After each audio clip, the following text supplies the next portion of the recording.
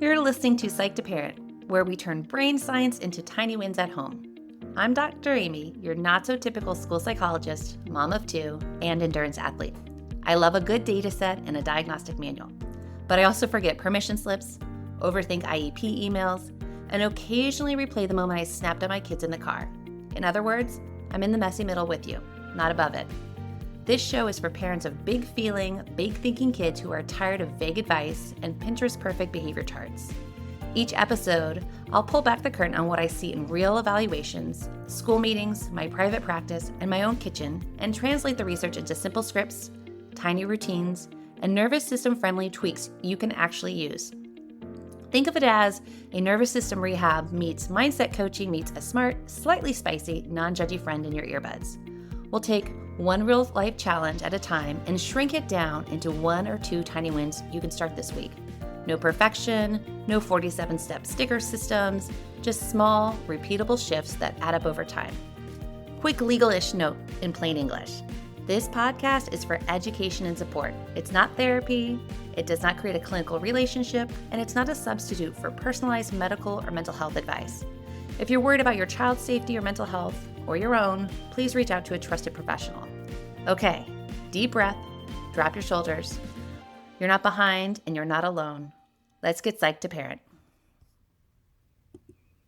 It's the weekend, or it's that after school window where everyone is technically fine, but also one wrong move and the whole house is on fire. My kids are in the living room, chilling on their iPads. Yes, Dr. Amy lets her kids use iPads with rules and expectations. They're either playing something like Brawl Stars or Minecraft. Sometimes they're doing something more educational like IXL or reflex math. And I'm trying to be that responsible parent who gives warnings. 5-minute warning, 3-minute warning, 2-minute warning. And then I say, okay, guys, time to put the iPads away. And instantly I hear, just 1 more minute. Let me finish this round. Mom, I'm almost done. And I can feel my brain doing the math at lightning speed. Do I allow a natural stopping point and risk the negotiation spiral? Or do I follow through and risk a total meltdown over a piece of technology? And some days, let's be honest, my inner voice is like, I'm ready to take a sledgehammer to this iPad and smash it into pieces. Not because I don't love my kids, because I do love my kids, but because this transition can be brutal. And here's what's so interesting. It's often easier for my kids to transition off of TV than it is to come off a tablet. TV is not always easy, but tablet off is a whole other category. So today, we're talking about why that is, what's happening in the brain and nervous system, and how to make the screens off moment less explosive.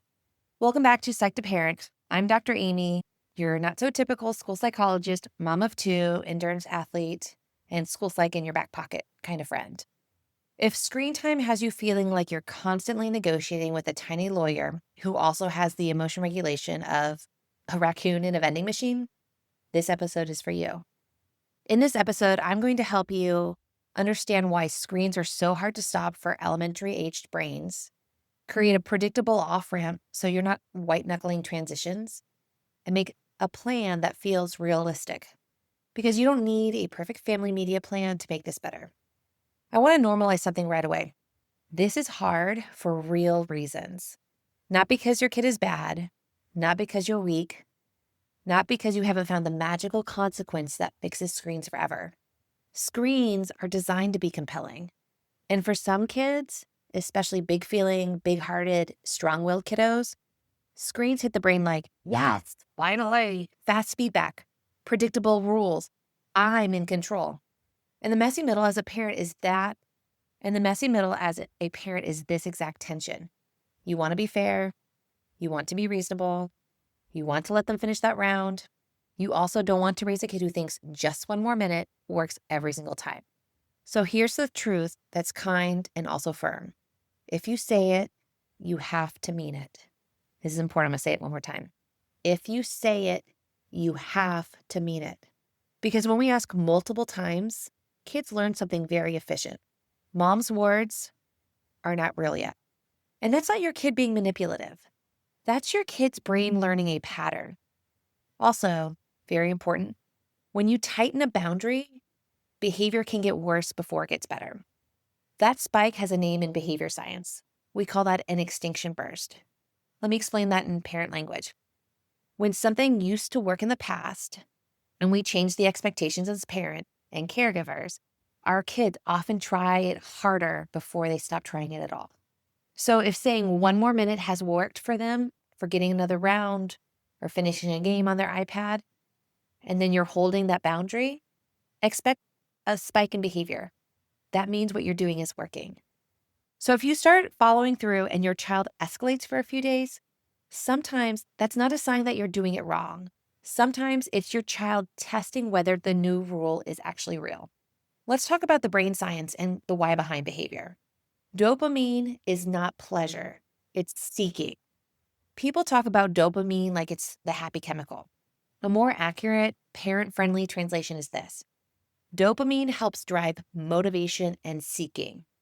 It's that, ooh, what's next system in the brain. So when your child is in a game or scrolling or watching fast paced content, their brain is getting repeated cues of try again, next, almost, reward, new thing, ooh, shiny new object. And that seeking system stays turned on. And then you say, okay, time to stop.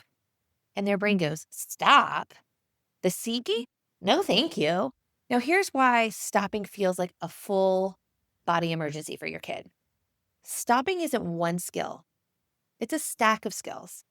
It's shifting attention, tolerating frustration, managing disappointment, moving from high reward to low reward, transitioning to the next demand. Those skills are still developing in elementary school. So for many kids, especially our neurodivergent or anxiety-prone kiddos, the screen isn't just entertainment, it's regulation. It's predictable, it's controls, it's absorbing. And when you remove it, you're not just removing fun, you're removing a regulation tool. Now let's talk about tablets versus TV and why it seems like tablets feel stickier. This is a thing I've noticed, and I think it's a big deal. TV often has natural stopping points. Episodes end, shows have predictable rhythms. It's more of a passive activity that can be shared with others. Tablets are different because they are interactive, personalized, fast feedback, designed for quick cycles of reward. And physically, they are in your child's hands, which increases the sense of control and ownership. That holding it piece matters. Control matters for kids. And for strong-willed kids, control is not a nice to have, it's a core need. There's this thing called a two-way loop, and it's how screens and regulation can feed off of each other. Here's a helpful frame from the research landscape overall. For some kids, emotional and behavioral struggles can lead to more screen use because screens are used. For some kids, emotional and behavioral struggles can lead to more screen use, and screens are often seen as a coping tool. And more screen use, especially certain kinds, they can make regulation harder. Think sleep disruption, lower frustration tolerance, difficulty with transitions. That's not blame, that's a loop. And loops can be changed. But we need to have a key mindset shift here. So when you're dealing with your kids and saying screens off, you're not just enforcing a rule, you're helping your kids practice stopping, shifting to a new task, tolerating being told no, and being able to recover after something disappointing happens. That is skill building. Okay, before we translate this to school, here's your school psych in your back pocket. This is the lens I use all day long when kids and screens get sticky. In school psych terms, this is a transition skill problem, not a listening problem. So here's the quick framework, ABC. A stands for antecedent. It's what happens right before. B is the behavior, the meltdown, arguing, the one more minute, stall tactics. C is the consequence, what happens right after, even if it's accidental. These are considered the ABCs of behavior: antecedent, behavior, consequence. And screens are powerful because the consequence is built in. There's a fast reward, fast feedback, lots of control in your kid's hands. So your tiny win tool is a 2-day dot log. It's super simple. For 2 days, write one sentence each time the screen battle happens. What was happening right before it? How did it end? What happened right after? You're looking for patterns, not perfection. Then you can run one small experiment where you change the antecedent, what happens right before the behavior. This can be adding an off ramp that your kid can predict every time. Maybe it's a timer, finishing a round, saving something, going to plug in their device, then having a body reset. Because when the brain knows what comes next, it fights less. Here's the bottom line. We want data, not drama. Patterns beat power struggles. I think one of the things that gets really interesting here is when we think about differences with what happens at home versus what happens at school. If your child's school uses iPads or apps, it can get tricky because the line starts to blur between learning and screen time. Things may look different at home compared to what's done at school. Here's a simple script that you can use with your kid's school. Can you help me understand when my child is using a device during the day and what the learning goal is during those times? Then you can say, is the device primarily delivering instruction, or is it reinforcing a skill that was already taught? And if you want an ask that's reasonable, you can say something like this. At home, we're working on screen transitions because my child gets dysregulated after device time. Are there any offline options that you can do at school? Maybe it's paper practice, working in a small group, or a non-device choice, especially during independent work time. And listen, if you find out the device is being used for something that feels questionable, yes, I'm looking at you, Hamster Maze is on YouTube. You can say something like this. Help me understand how this is educationally relevant. You're being the expert on your child. Let's talk about what this looks like in real life. After school is often the hardest screen time window because kids are depleted. If screens happen after school, your goal is to protect two things. Number one, a buffer before screens end, and two, a predictable off-ramp. For example, it might be snack and water, maybe then 10 to 20 minutes of screens, if that's your choice. Then there's an off-ramp routine where we have the same steps every time we stop with our tablet or our screens. And then we transition to the next activity. Think reset before request. Another time where I hear tablets and screens pop up is on the weekends. I feel like they get a little bit more unstructured. Weekend screens are hard because there's no external schedule doing the work for you. There's no needing to go to school or having hard times where you have to be someplace. So you want to create tiny structure on the weekends. It might be something like this, which you can tell your kids before you happen. So we're previewing the information so there's no surprises. So you can say something like this. Screens start after breakfast. Screens end when the timer ends. Then we do one non-screen thing. It doesn't need to be perfect. It just needs to be predictable. If your child, let's talk about homework, because that can be kind of a mismatch. If your child goes from Minecraft to math facts, the contrast is brutal. So if you can, do a quick body reset before homework. Maybe it's a movement break, snack, water, and keep screen breaks short and contained, not the kind that spirals. And remember, school apps can blur into recreational habits. If homework requires a device, it's worth separating. You can have something like school device time and then having fun device time. Bedtimes can be another tricky area when it comes to screens and like downshifting. Many families find that screens too close to bedtime make sleep harder, either because of the stimulation, the content, or simply that it's just harder to stop. A common strategy is a screen buffer before bed and charging devices out of bedrooms. Again, no shame, just some structure to put in place. Let's have a big feeling kid reframe here and talk about what your child's behavior might be trying to say. If your child melts down when screens end, they might be saying, I don't know how to stop when I'm locked in, or I need control somewhere, or I can't switch gears that fast, or I was using this to regulate and now I feel raw, or I'm not ready for the next demand.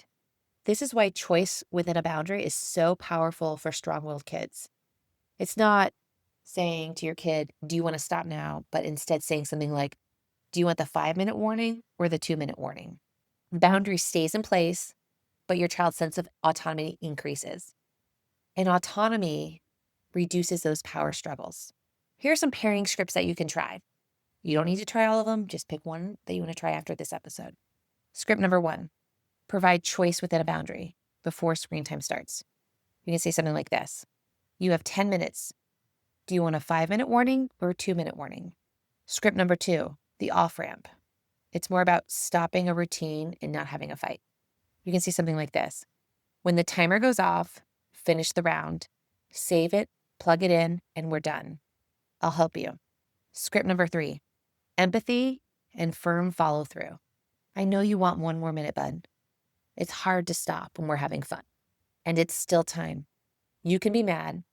Screens are going off. Let's go plug it in. Script number 4, the parent accountability script.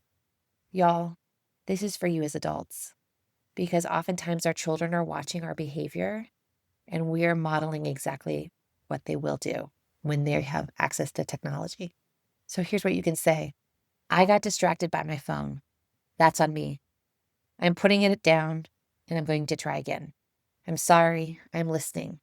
This one is huge for kids who feel like they're competing for attention with your device. Let's talk tiny wins for this week. Tiny win number 1, pick one tricky tech window. Choose after school or weekend mornings, not both. Consistency in one window beats chaos in 5. Tiny win number 2, use an off-ramp routine. It might look something like this. Timer, finish round, save the game, go plug it in, and our next step. Maybe it's a snack, movement break, dinner, but we follow the same steps every time. Win number 3, create a device home base in a common area. Charging stations outside of bedrooms, if possible, is a great idea. Structure reduces the battles we have with our kids. Tiny win number 4, one phone down micro window for you. Pick one 10-minute window a day where your phone is parked. Maybe it's at the dinner table, in car line, at bedtime, or after school. It doesn't have to be forever. Just be intentional where you put your phone down and you model that for your kiddos. Tiny win number 5, follow through cleanly once. No lecture, no debate, no dramatic energy, just calm, kind, and done. Pick one tiny win, one is enough. And here's the question I want you to reflect on for this episode. Where is your biggest screen battle really about control? And what's one boundary you can keep, plus one choice you can offer so your child gets autonomy without running the show? Before you go, 3 quick things. First, if you want weekly support that's realistic and doable, make sure you're on my Tiny Wins email list. Small shifts for real life, because you don't need more perfect parenting pressure. You need traction. Second, I made a free resource called the Big Feeling Decoder. It helps you translate big behavior into what's going on underneath, so you can respond more calmly in the moment and communicate more clearly with school. Grab it by clicking the link in the show notes.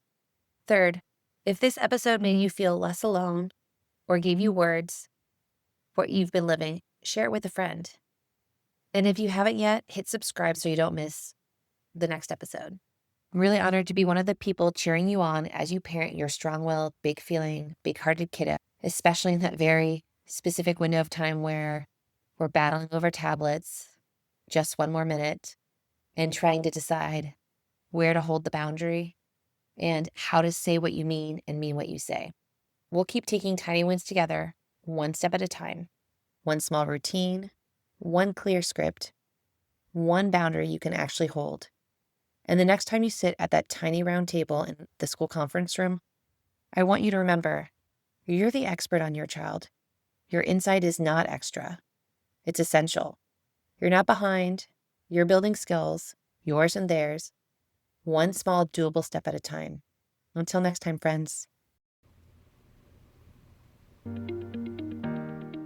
Thank you for hanging out with me on Psych to Parent. I'm Dr. Amy, your not so typical school psychologist, and I'm genuinely glad you're here doing this work instead of quietly white knuckling it and blaming yourself.